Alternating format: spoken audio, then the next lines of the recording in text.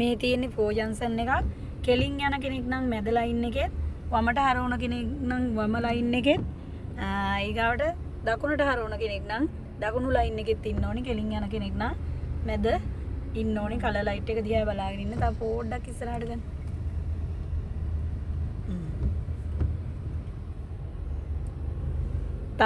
නිරීක්ෂණ exam එකේ කරානේ නිරීක්ෂණය තීරණය ක්‍රියා කිරීම.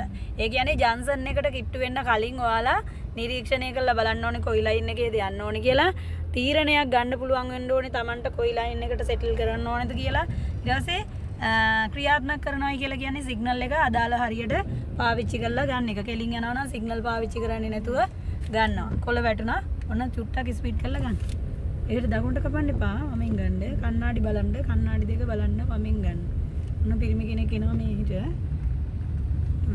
යා. කායිරේ කවුරුත් ඉන්නවද බලන්න. දෙපැත්ත හොඳට බලන්න නිරීක්ෂණය කරලා.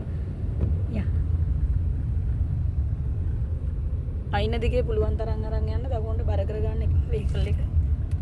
මොකද හැමෝම යන්නේ හදිස්සියෙන් කලබලෙන් යන්නේ ගෙවල් වලට යන්න වැඩවල් වලට යන්න. අපි කලබල වෙලා ගන්න එපා.